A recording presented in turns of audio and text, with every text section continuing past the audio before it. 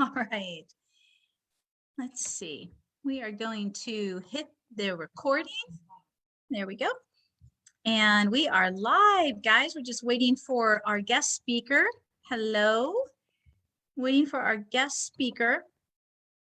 And that will be, hi, Karen. Thank you. That'll be Brad Kelley, Master Farrier, and his wife, Ariella. And of course, there is a bit of a delay. So hang in there.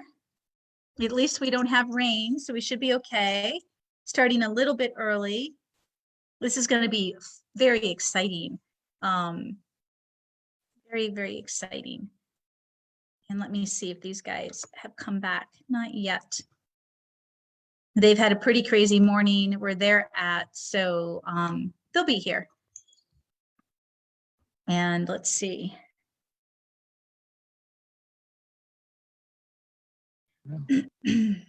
Hello. Hi, let me get you. Hi, Brad. Fantastic. Hey. We're a little bit early. Thanks for joining. Hair and makeup wasn't available, so this is what you had. I saw that. I love that. It's great. I'm all sweaty. I've been out working with Horse, so it is what it is. I understand you guys had like a torrential downpour. Yeah, Tennessee weather. I take a couple days off work and it rains the whole time, so. Yeah, go figure. You're trying to, yeah. Oh, I hear you. Oh my gosh. Well, you know what? What, hon? That's my excuse anyways for not getting any of the honeydew list done. Yeah, but that's good. I mean, those are good days to sleep in, to watch movies, to just decompress with your wife. Oh my God, that's excellent. Good for you guys. Believe me, we know what it's like. Holy cow, around here. All right, so we are, let me just get, I'm doing Sabrina's job, so I'm trying to refresh our Facebook page right now and just make sure everything's working okay. And I think we are good. All right, cool. All right, everybody, say hello to Brad. I know we're a little bit early. When you come on, just sign on and say hi. We appreciate it. And it's always exciting, Brad, having you because of all your knowledge and your compassion towards the horse. And so today, everybody, our podcast is a sequel. It's Masterclass. I like my title, Masterclass Beginner Guide to Natural and Balanced Hoof Care with Master Farrier, Brad Kelley, Part 2. And so we do have a little bit of an outline for today, as usual, but we also want to talk about something really cool and special that happened with you and your wife when you flew out to California. So tell us what just happened with the Wild Mustang. Good morning, everybody. One of a friend of my wife's had contacted her, and apparently there was a BLM Mustang just fresh out of the wild, and a trainer had abandoned it at a ranch. She just didn't have any luck getting anywhere with the horse, and so she pretty much threw up her hands and left, and just left the horse behind. And so Ariella's friend was made aware of that, and she wanted to adopt it and give it a good home and a nice soft landing. Some security and stability. The problem is the trainer didn't spend any time with it, you know, to teach it anything, no trailer loading, no hoof handling, nothing. Yeah, yeah, that's so sad. So it wasn't familiar with any handling, picking up the hooves, anything, grooming. I mean, that's not a trainer. I mean, what the hell is wrong with people? And Yeah. they call themselves a trainer and the horse can't even be touched. Yep. Yeah. A lot of people out there want that magic pill. Yeah, To make or it that look. notoriety or that ego trip. Oh, I'm working with the wild Mustang. Yep. Oh Yep. my And gosh. I work with several trainers that do the Mustang makeovers, and they actually truly love the horse. They do it for the breed. And they want them to have a good foundation. Yes. One in particular that I've worked with for several years, and she's actually now down about 20 minutes north of you. And I take care of her Mustangs still. She's entered several of the makeovers, and there's been a couple that she opted out of because the horse just wasn't ready, and she wanted to honor the horse and not the show. Yeah, And good. but she chose the horse over anything else, and the horses are Good. still with her to this day, and they're all doing fantastic. So she's a different breed of a trainer that works with the Mustangs, and that the horseman Yes. first, and not ego. There's no ego about it other than just that love for the horse. So I really appreciate working with people like that.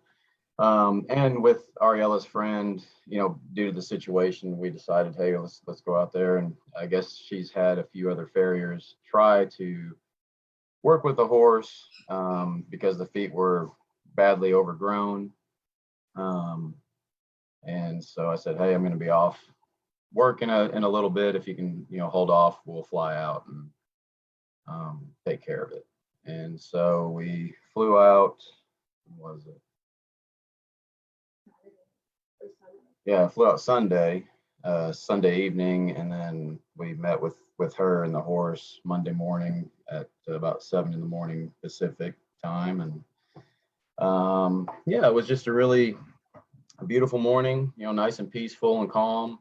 Unfortunately, the horse, she moved the horse the night before to this new ranch.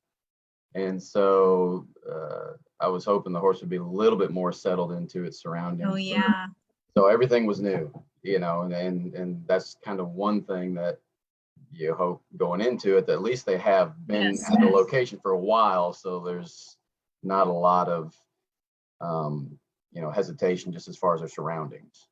Because obviously horses being the prey animals that they are, everything's out to get them, out to eat them. Anything that moves differently, stuff in different locations, it's all a new world for them.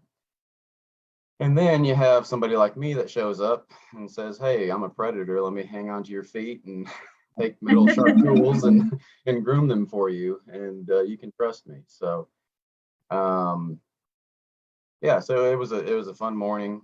My approach with any horse, whether it's domesticated or wild Mustang, is I try to place myself in a prey-like situation. So I kind of adapt my ways as if, okay, what if I'm this prey animal, and so I try to see things through their eyes. And so I'm a tall person. I'm 6'4", 220 pounds. So I'm over top, especially a true Mustang. She was probably 14.3, maybe 15 hands at the most.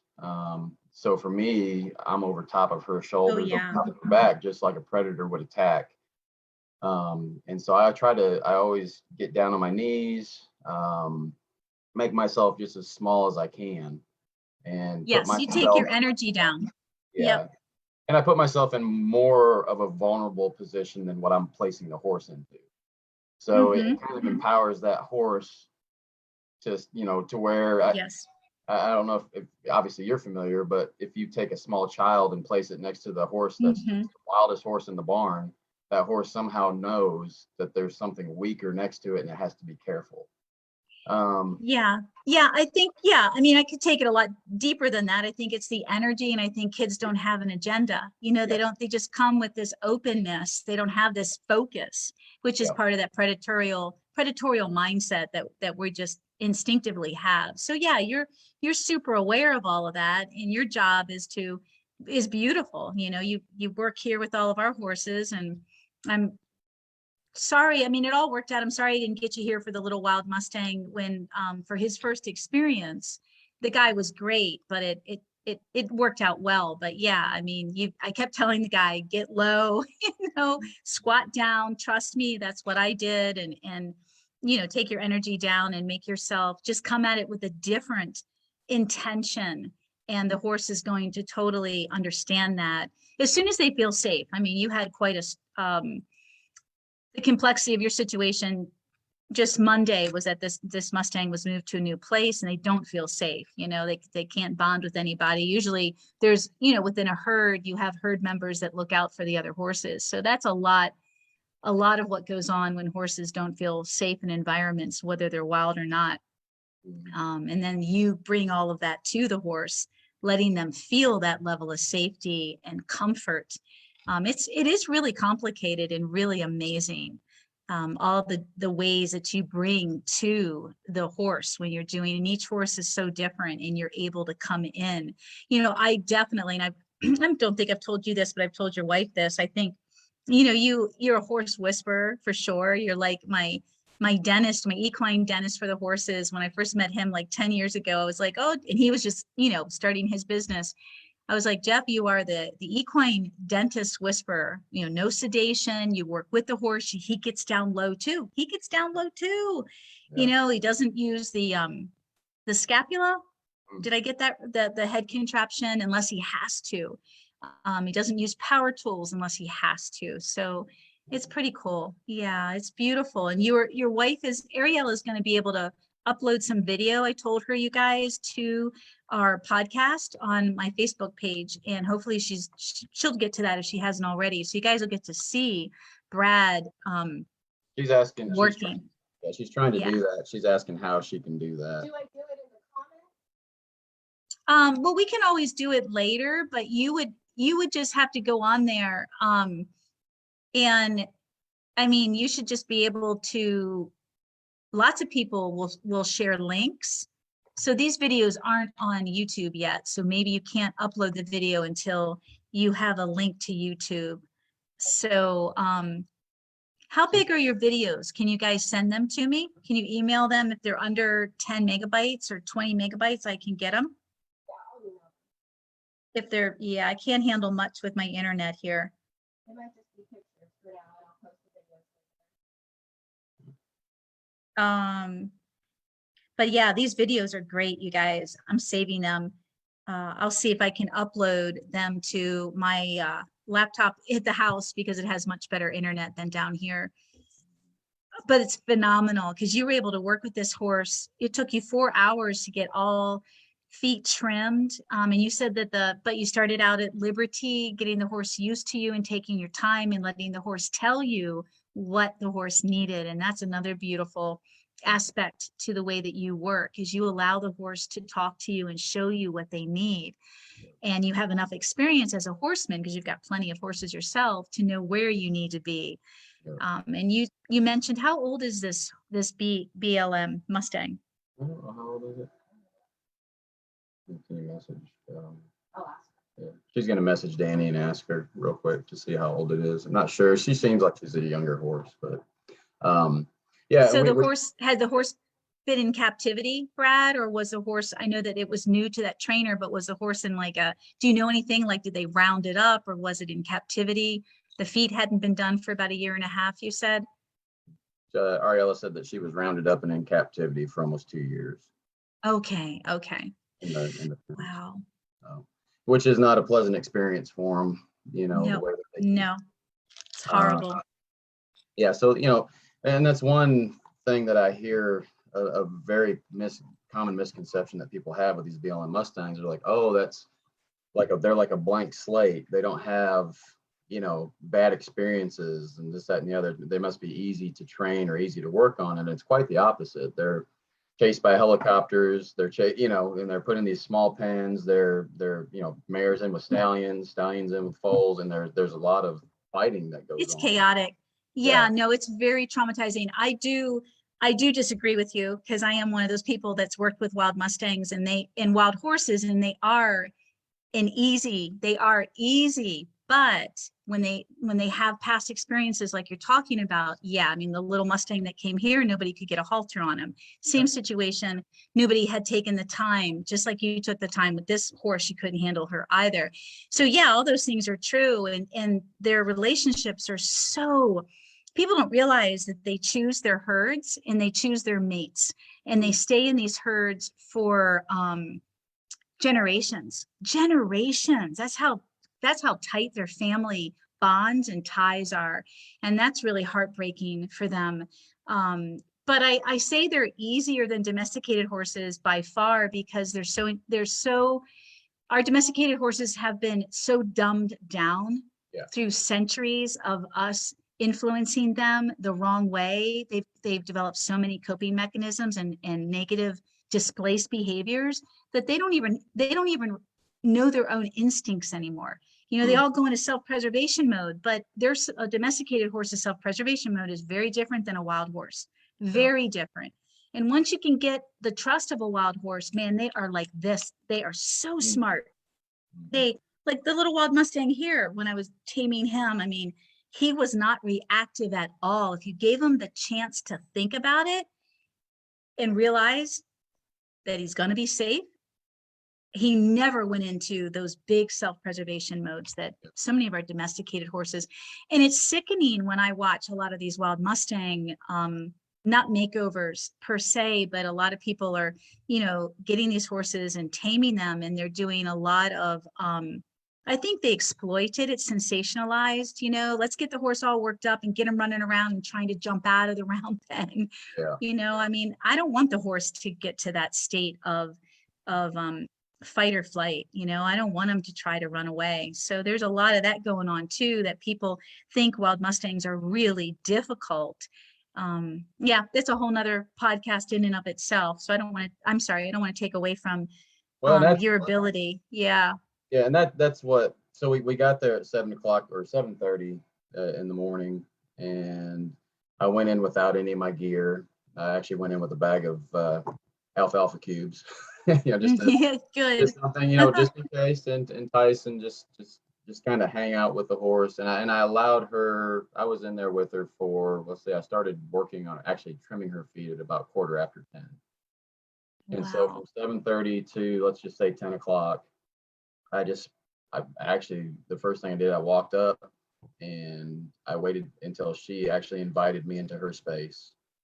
Walked up to her, just kind of pet her head just a little bit and talked with her. And then I turned around and I walked off, and I invited her into my space. And after about 10 minutes, she walked over, approached me, still stayed back from me, but she approached. And I actually sat down on the ground up against the fence and just hung out. And she came up and she started to smell my boots and smell my pants, and come up and she put her head right in my face.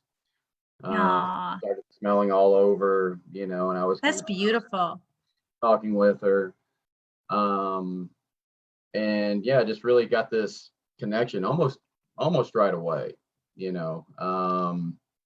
She's a very sweet horse, but still you could tell she had a lot of hesitation, it's like, who's this guy? What's he gonna do? Oh, sure. And so she would do a little bit of retreat, and then she'd come back up, and I didn't push anything. I didn't push the issue. She walked off to the other side of the paddock, and I got up and I kind of walked around. You don't never want to walk like a direct line towards them, like a predator would. So I tell people, if you're walking around any horse, walk around with your head down towards the ground, and act like you're looking for a set of keys that you lost. And if you're looking for a set of keys or something that you lost on the ground, you're not walking straight lines. You're kind of walking in circles, and you just don't have any. You're just really just wandering. And a predator has a direct point of line, from A to B. They want to get to that prey. And so it really puts the prey animal at a state of unrest. If you look like you don't have a clue what you're doing, then they want to say, hey, maybe I can help. And so she really was, open to connecting with me. Mhm. The first time I actually Yeah, there was touched, no pressure on her. yeah, and That's what people do. They put a lot of pressure, yep, the to first time, make it happen. yeah, the first time I actually touched her leg, I was actually sitting down next to the fence, and I rubbed her leg and rubbed her foot, just kind of kept my Aw, foot, and then I actually picked her foot up. She handed me her foot while I was sitting on the ground. She could have pawed, she could have, yep, I was very vulnerable at that point, but I had trust yes, in her that she wasn't going to do anything. She's, definitely not a mean bone in her body, just more fearful. And I think Danny said she had other farriers try. There's been several attempts to try to touch mm, the horse's feet and work on them, and she's never allowed anybody, any yeah, space. And so I just wanted to take enough time, and I got all 4 feet, at liberty. She handed everything to me. She was very relaxed. So I said, okay, well now let's go ahead and start to trim.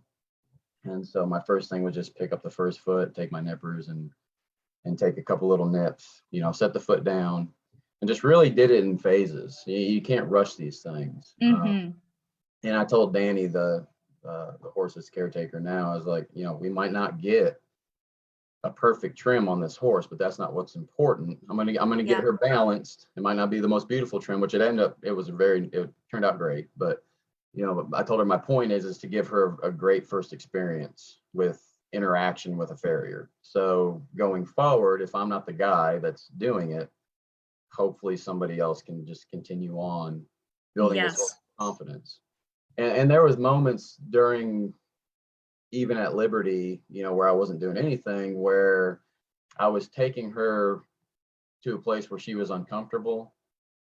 But then as soon as she would get to that point, before she got to that peak of being uncomfortable, I would let go and back off, and so teaching her, showing her that she could handle that moment and mm-hmm, walk away if she wanted to. She mm-hmm, had total choice.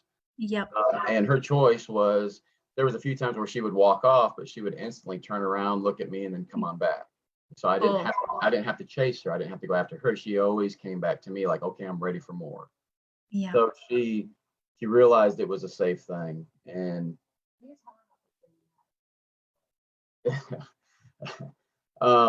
I actually had a dream about the whole thing the evening prior. It was kind of crazy because I don't dream, but yeah, yeah. So oh, anyway, wow, I, that's I, so I cool, I had a dream about this whole experience. I could see her standing there in the paddock, and I could kind of visualize, everything, and it worked out, pretty much how I had experienced it in that dream.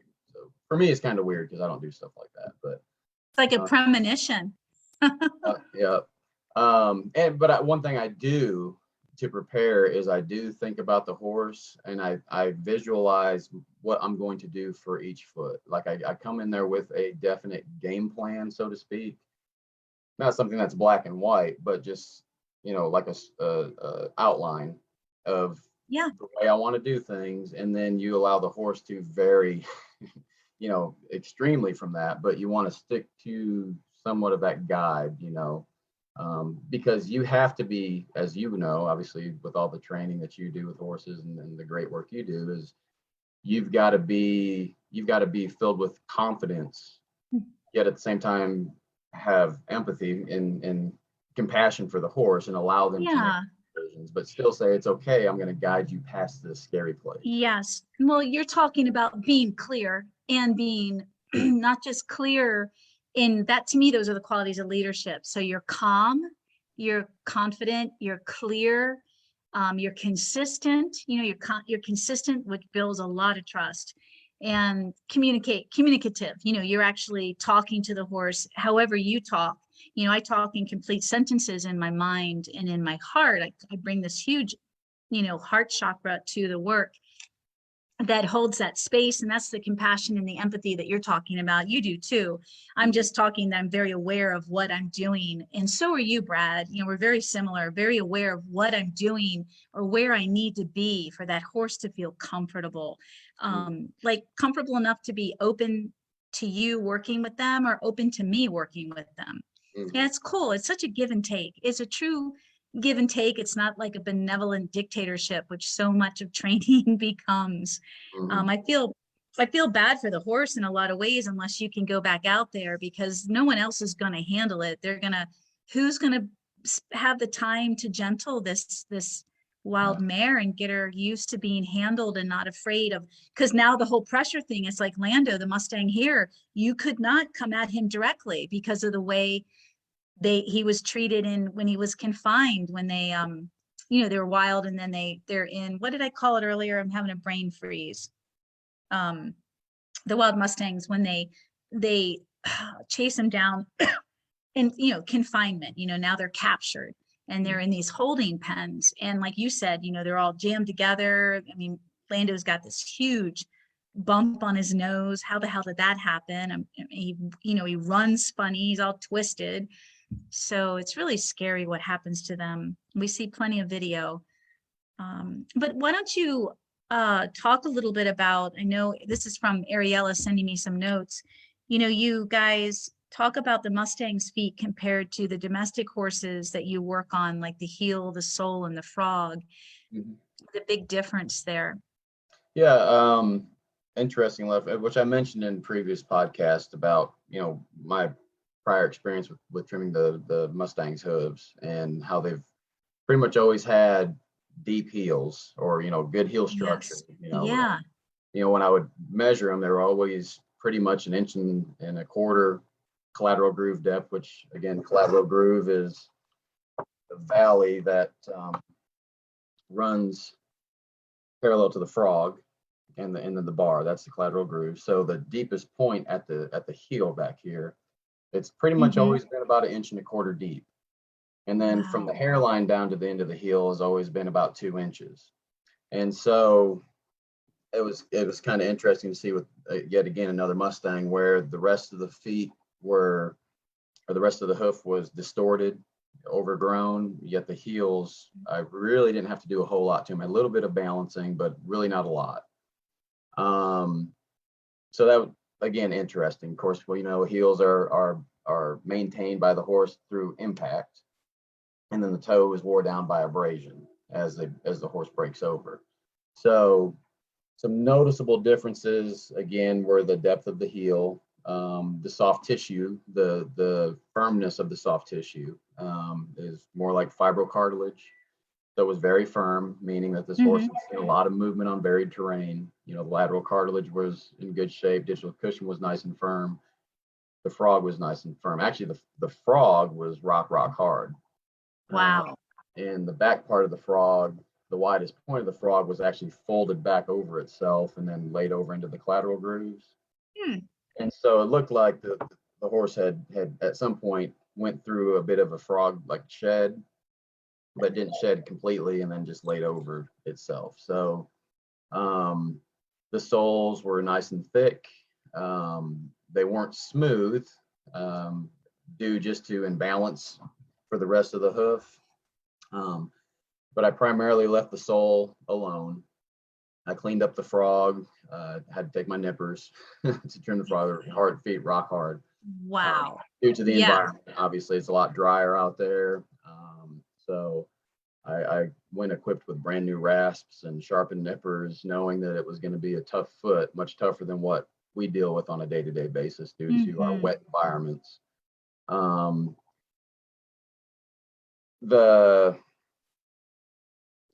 frog was otherwise healthy. Of course, there wasn't thrush, but some of my biggest thing was, of course, getting break over back where it should be. So the horse had an easy time stepping over its own hoof, not putting too much pressure on the tendons and ligaments. And then also keeping the sole within a confined space so it grows thicker and not spread out and thinner. Yep. So that's goal number one. And then goal number two is to address the frog. Get the frog where it's nice and comfortable. So I actually took my rasp and I rasped the top layer of the frog off, down to where it was down and supple, still, insensitive frog material, but it was nice and supple, so that would give the horse a nice soft place to land. Again, we were talking about last time about how the frog is part of the shock absorber for the hoof that, combined between that and the digital cushion. So if that frog is rock hard, it's not serving the purpose for the horse that it needs to. So Yep. situation, we had to get that frog where it was down to nice supple material. And she responded great when I set the foot down. She would put all of her weight on that foot. And to me, that was, and on her first foot, that was the very first thing I did, because I want to show this Mustang that, hey, I'm here to help you feel better. Yeah. So break over, because she's primarily standing still, isn't going to make a difference for that horse. She's going to be like, okay, cool, you took some foot away, but I don't know what for. But to quote unquote manicure that frog, and to get that frog where as soon as she put the foot down, she would feel an instant difference in comfort level. As soon as I put the foot down that first time, she turned, she looked at me, like, wow, like, what'd you do? And when I first went to pick the foot up to initially work on it, she did the kind of, jerking motion. And then of course she stopped and let me do what I had to do. It wasn't like a tug of war or anything. But then after I did that and I went to reach down for it again, she actually picked it up and presented it to me. Wow. Amazing. I love it. Yeah. Yeah. So that's my first with any horse, but especially with the Mustang, where they've not had a good experience, is I want to show them I'm here to help you. That's it. And so we can pick and choose, even with our domestic horses that haven't had a lot of hoof care, or even if they haven't had good experiences with farriers. I hear it all the time. Hey, I just want to apologize now for what my horse is going to do to you. It's not had good experiences. And my response is typically they'll probably be falling asleep by the time we're done. Yes. Typically what happens. This Mustang, Luna, by the time we were done, the last hind foot, she was to a point to where she was getting tired of the experience, like, because it had taken so long. Yes. So we got her to that point, and then my wife, Ariella, we were like, okay, let's go ahead and walk her, or walk her away, walk her back. So we gave her mental breaks. Yeah. She needed it. And she would always come back, and was very willing, for us to continue working. And it ended on a completely beautiful note. She handed me her foot, I set it down, she kept it nice and relaxed.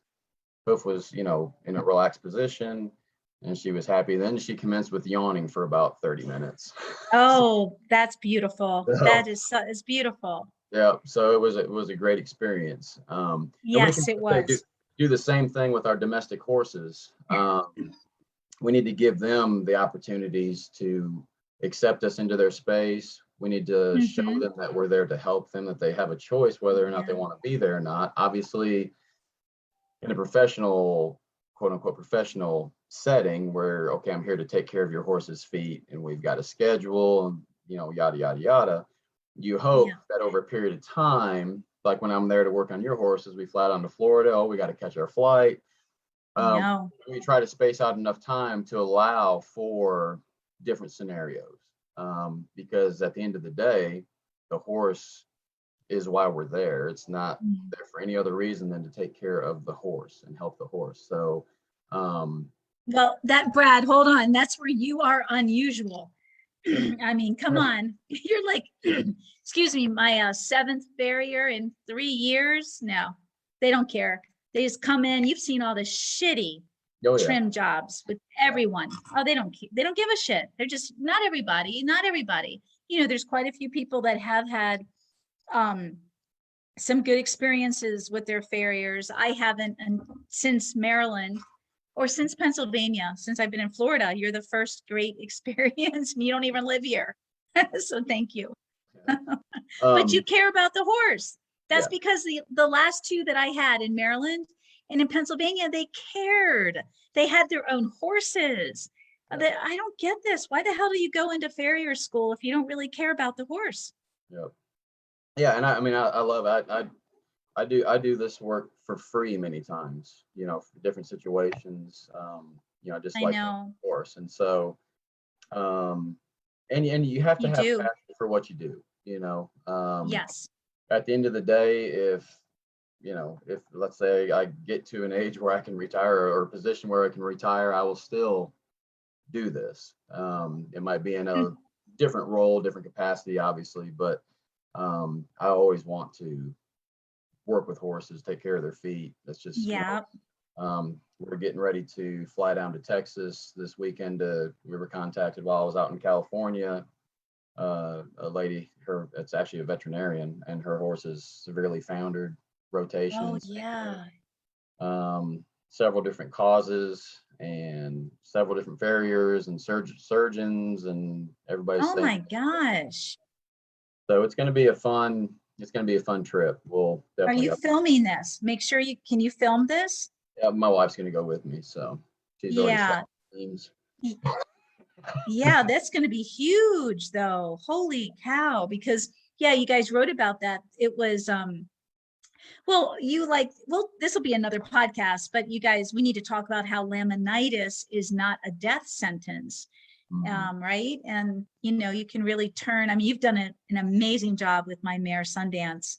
And yeah, they're glue on. So Sundance, real quick, talking about glue on for Sundance and her, excuse me, laminitis. I'm having an allergic reaction to Gatorade, which I hardly ever drink because of all the crap in it, I guess.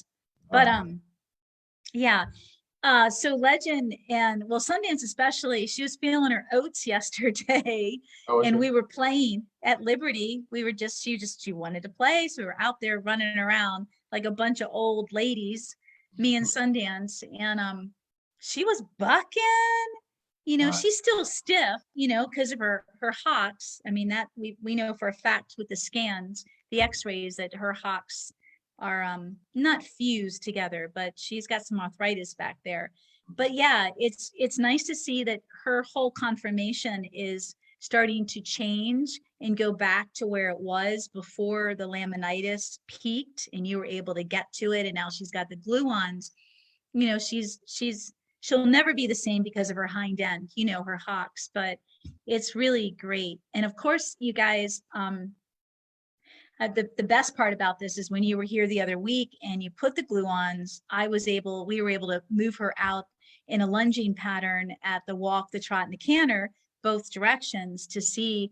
And she's been moving pretty well without the glue-ons, but the big test was if she'd let me ride her. And she did, the little shit.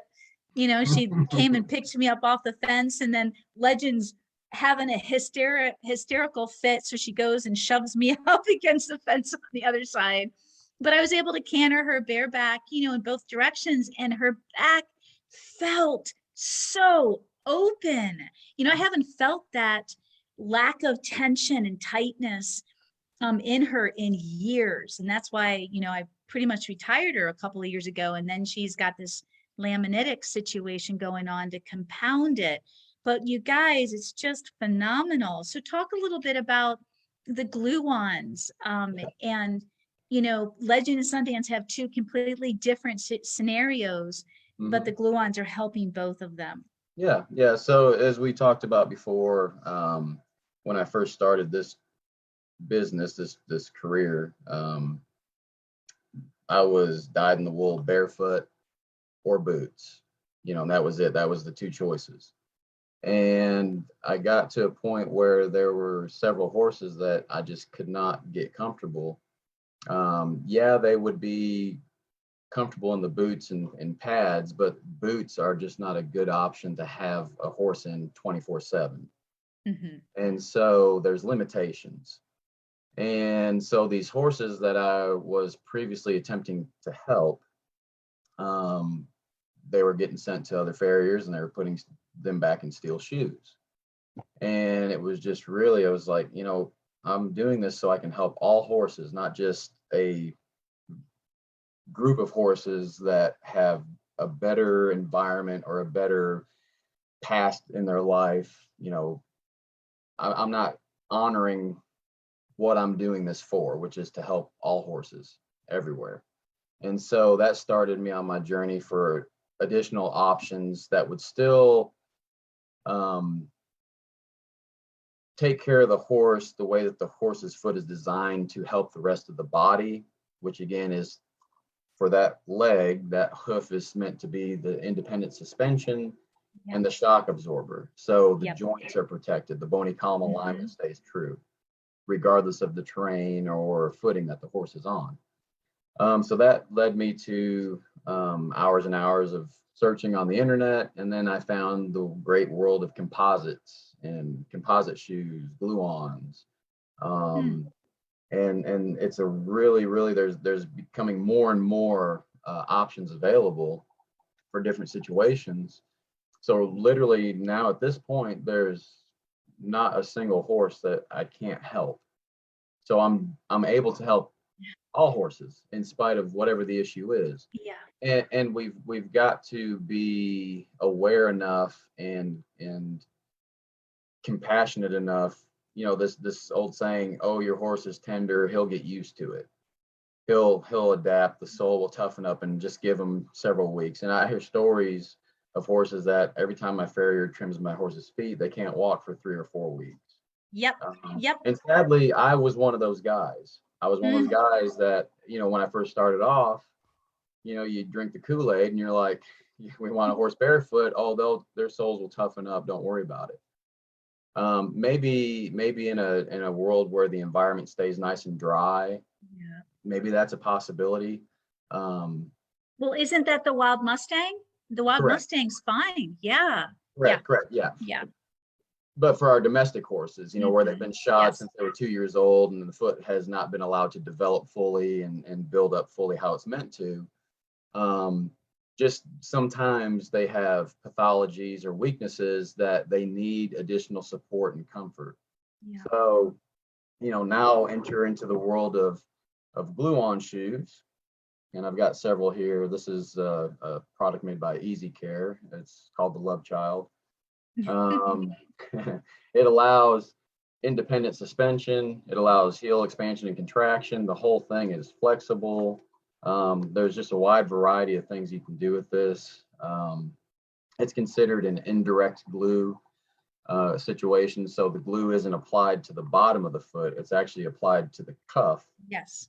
So it glues to the outer hoof wall, which allows complete and total movement. There's no Yes. restriction by the shoe. I love this one, plenty of traction. You can actually get quick studs and put in there. So if, let's say you're going on, I've got a client that likes to ride in different areas where they go do river crossings. Yeah. And they've got, of course, the, oh goodness, like the moss and the slimy. Oh, you know, that's rock, slippery. very Yeah. slippery. Oh, yeah. And so we put the quick studs in, and that allows her to have better traction Okay. in those situations. So there's just a wide variety. There's this one is also made by Easy Care. This is the Performance glue-on. It's very similar to the Love Child. It's open bottom. The heel actually has more flexibility to it, more expansion. And this has obviously the options where you can do the quick studs. Yeah. They also have a block that you can lock the heels together. If you have a horse that, let's say they've got navicular issues or heel pain and they can't handle all that movement yet because they got to build the soft tissue up, then you can actually help them with that. So Wow. option.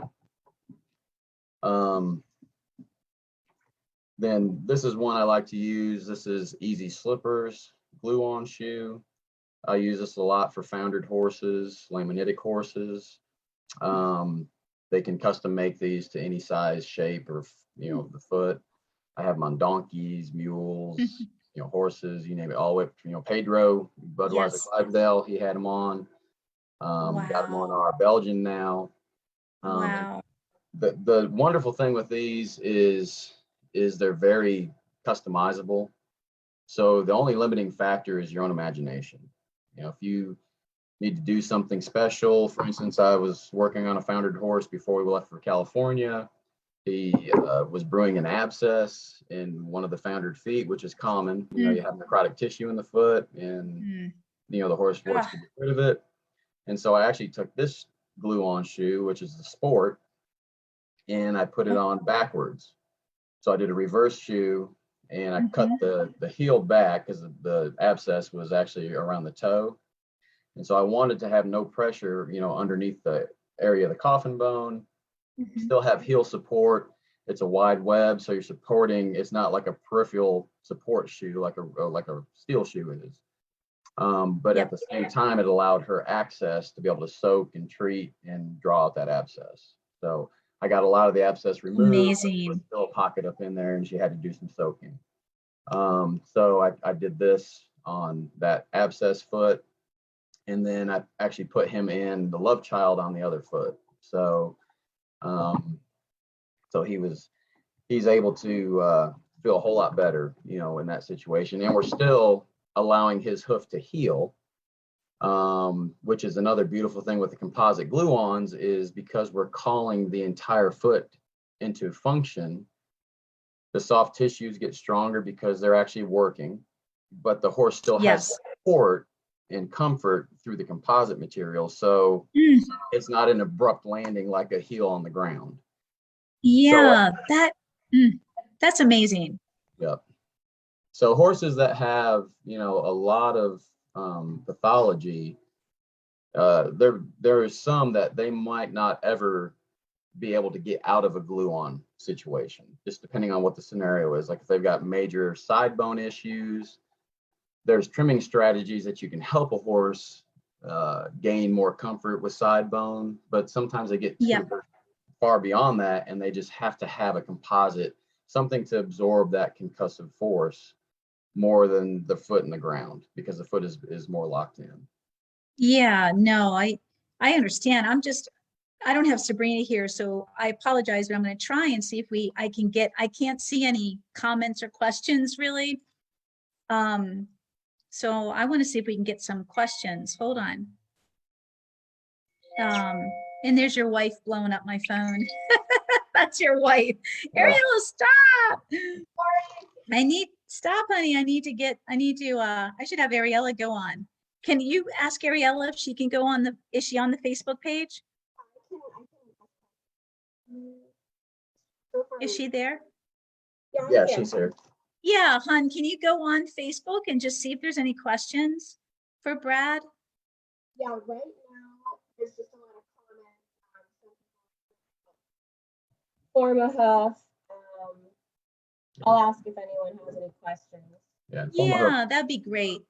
This is Form a hoof. So this is another option Okay. that I offer. This is a silicone mold that you actually slide over the foot, Wow.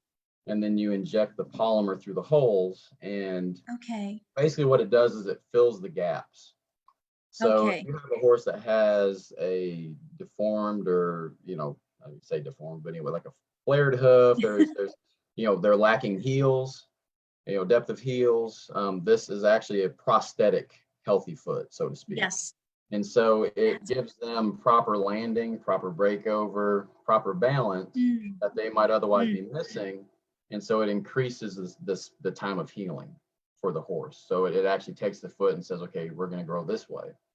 And they've got different options. Like this is the traction mold. So I don't know if you can see or not, but there's triangular shape stud. Yeah, wow. That will fill in with polymer. And so these are popular, like with the polo ponies and things like that. Okay. The horse's hoof is a miraculous thing. It can heal from many, many different issues.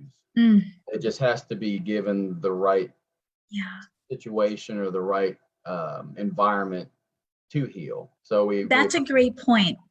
That's a great point. Yeah.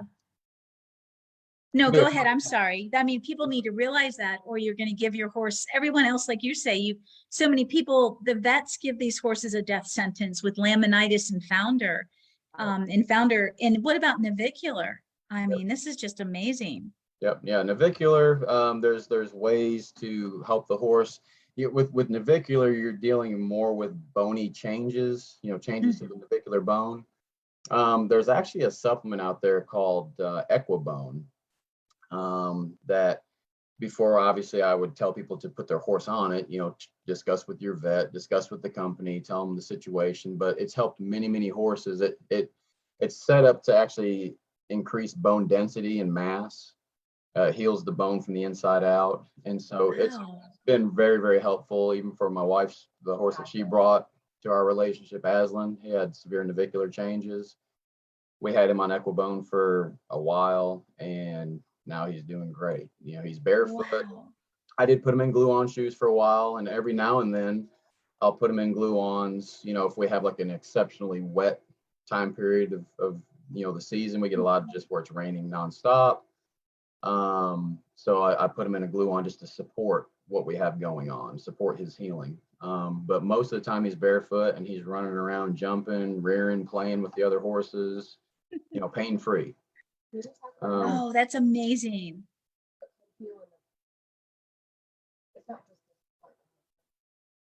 Mhm.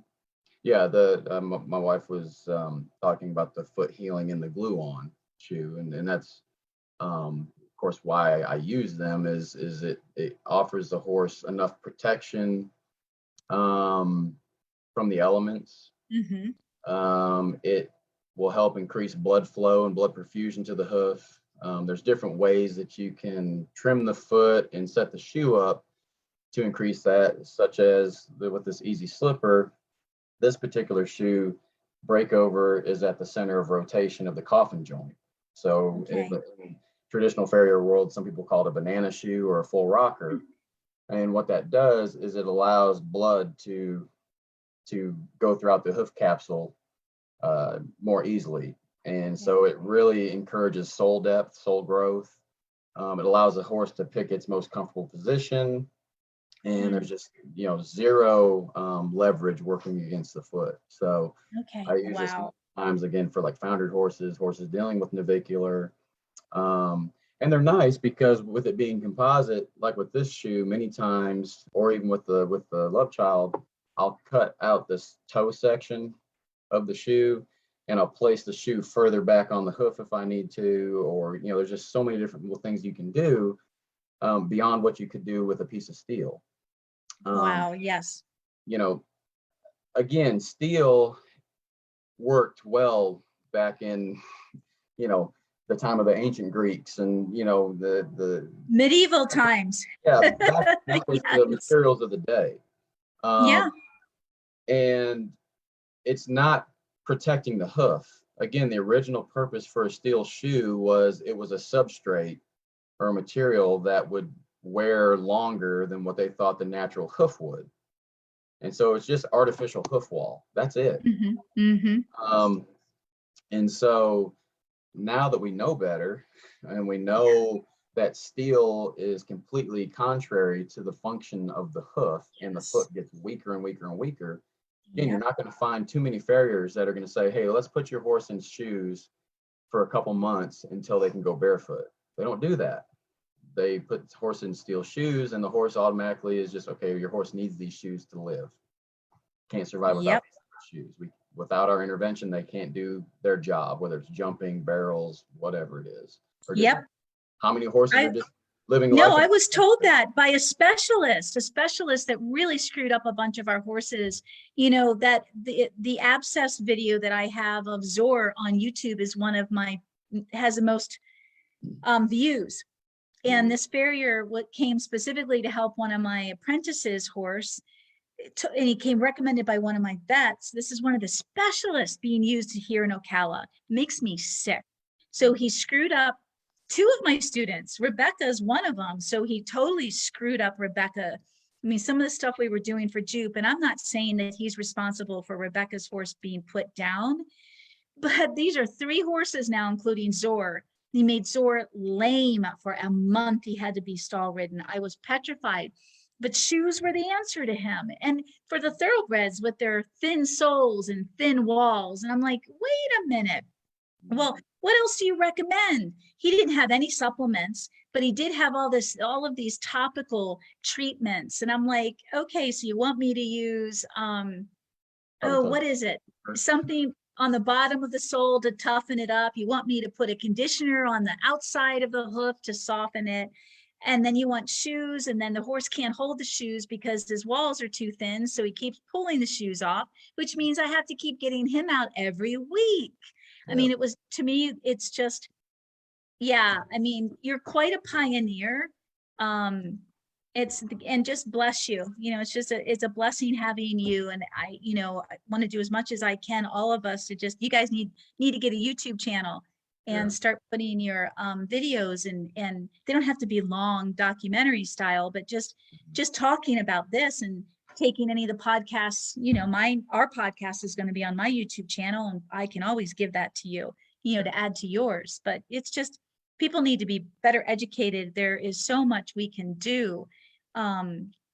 We don't need shoes. Holy cow. Well, and again, I don't want to, my purpose or my goal is not to vilify traditional farriers. They live by their training. They live by what they know. I know. My point is there's a better way now. I get along with a lot of the traditional farriers in our area. A lot of them have me working on horses' feet that they can't, fix a certain issue. Yeah. So, they're opening up their eyes a little bit. Unfortunately, they see the work that's done and they're blown away. They're like, oh my gosh, that foot looks so great. And I'm like, you could do this too, Yes. But they stick with what they know. And so I guess sad to say that more than likely you're always going to have a world where there's three groups of hoof care providers. You're going to have the far left, which is steel and nails. You're going to have the far right, which is barefoot only and boots. And then you've got this middle lane where I live, which is barefoot. Obviously, I want as many horses that can be barefoot and functioning, happy with their foot on the ground. That's my goal. These glue-on shoes are a vehicle to get us from, let's help them with the pathology and develop a foot. Let's give the horse a encapsulation that allows the foot to grow healthier and stronger, until which time we can take them out of this and they can be on the ground barefoot. Yes. And I've got a lot of horses that they never need a glue on again. And then I've got horses that they're barefoot, say 10 months out of the year, and for 2 months they need some support. Yeah. But it's just nice to have this tool. This isn't meant to be a forever thing. On some horses though, like with your horse, Legend, the little Arab. Yes, Legend, he might more than likely be one because of the state of his pathology, where he's always more than likely going to be more comfortable in this than he is with his foot on the ground. The beauty of this is, if that's the case, we know for a fact that foot is functioning almost like it was on the ground. Really, the main difference is it's not getting the dirt filled in the bottom of the foot. But we can actually simulate that too with dental impression materials, things like that. We can still simulate that pressure and release that they get from the ground. So this is really, amazing. Where I live and where I work, and why I can help so many horses, pretty much anything. Given, other circumstances are met by the horse owner, such as dietary changes, environment, whatever it may be. The horse's foot will heal beyond unthinkable places. Pedro, the Budweiser Clydesdale that we've got, all 4 feet, his coffin bones were hanging out by 3 inches. And now he's running around like a Fruit Loop, barefoot, happy. Got a quarter horse, Abby. Same thing. Foundered all 4 feet, penetration in the hind feet, nearly penetrated in the fronts. I did her rehab. She was in the soft ride boots for the whole thing. But she's now barefoot and happy. Got new x-rays. Wow. The vet was astonished. All the veterinarians now, I'm inundated with foundered horses right now, and all these calls. Wow. Because veterinarians, while people think they stick with traditional farriers and shoes, that they're pro shoe, I'm finding even a new vision on what veterinarians, kind of their approach. They are, let's fix the horse. And so unfortunately, while the barefoot movement is a wonderful thing and boots are great, again, it's not convenient and it's not always the best option. That's just what they have. So vets have kind of stepped away from that because there's so many horses that they couldn't see the finish line. Yes. They're not seeing the finish line with the steel either, but that's just what they've had and what they're most familiar with. Now that they're seeing the composites, I was the guy that had 3 heads and horns to these veterinarians around here. I was a freak of nature to them. They're like, I want to get as far away from that guy as I can because he's drinking the Kool-Aid. But then all of a sudden they started seeing, first off was they would come by and take x-rays of horses' feet. And the question was, who's your farrier? Like, we've never seen balance like this in feet before. And so they're like, well, it's Brad. So then I'd start getting calls for, hey, we've got a foot that's overgrown. Could you please come help this horse? We started doing that. And then they started knowing, oh, Brad works on this foot. Brad works on this horse. Like they would start seeing Oh, yeah. the calling card, so to speak, Mm-hmm. balance. Well, then all of a sudden I was getting, calls for foundered horses, and I was not doing boots anymore. I like boots. I'm a fan of boots. Yeah, I think it's amazing. For certain situations, protection you can offer when they need it, take it off when they don't. I think it's great. Yes. So, but in the rehab world, I started using the glue-ons, and all of a sudden, all these foundered horses were recovering. Navicular horses were back in work, and the vets were like, "Who's your farrier? Like, what is this stuff?" And they said, "Oh, it's Brad." Well, now they're seeing all these success stories. So, veterinarians, by and large, they just want to have success for the horses. Yes. You can show them that you're open and you have broad range. Like I've had conversations with many of the veterinarians local to us. I'm like, hey, I've got this, I've got that, I've got this, I can do that. They're like, oh my gosh, I didn't know that. So all of a sudden I've got these calls. I'm going to work on a 4-month-old filly next week that was worked on by a trimmer, a local trimmer. And she got her hoof knife out and gouged the foot, started bleeding like a sieve, abscessing like crazy. And now she's developing club foot, because she's not bearing weight on her foot properly. So I'm going to put her in some glue-ons that's going to allow her to weight her foot properly and will resolve the club foot, before it becomes a forever issue. So these vets are calling me for these. I'm their first number that they call now. And it's, I like to think that it's part of the quality of the work that I provide, but also they just know I have so many options with the different glue-ons, and we're having success. And so success is what matters to the vets. They want the horses and to thrive. And unfortunately, with like foundered horses, laminitis, in vet school, they're taught you have a horse that founders, that's the end of the road. Put them down. They're not going to recover. They're not going to go back into full work. They're going to be lucky to even be pasture sound. And so now they're seeing these differences and these outcomes, and they're like, hey, there is another way. We can do this. And so they're really jumping on board with all this right now. Like this is in our area, in my opinion, this is a very pivotal moment in the direction for horses, because now these vets are calling this alternative hoof care guy. I use modern day materials. I'm a modern day farrier. Yes. And they're seeing the difference. And so I think it's really cool that the more that people jump into this lane that I live in, the more horses are going to be helped. And it's a long-term help because we allow the horse to heal themselves. We just give them the environment and the setup to where the foot will heal. That's when I deal with foundered horses, I don't go into it with any type of concern of failure, because I know as long as I trim the foot just like I trim a healthy foot, starting with the heels and the frog, and I reestablish the boundaries of the foot where it's supposed to be for the horse, even though they're not there today. That's amazing. They're going to be closer and closer and closer. And then you support that with the diet, you support that with pain management, and you support that with just allowing the horse to move if they want to. Don't lock them up in a stall. Allow them to be a horse as much as possible so they don't lose their sense of self-worth or self-being.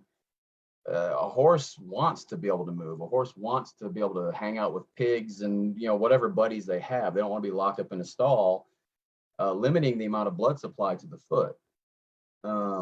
So there's just so many better things that we can do for horses now than what there's been in the past. And I'm happy to be a small part of that.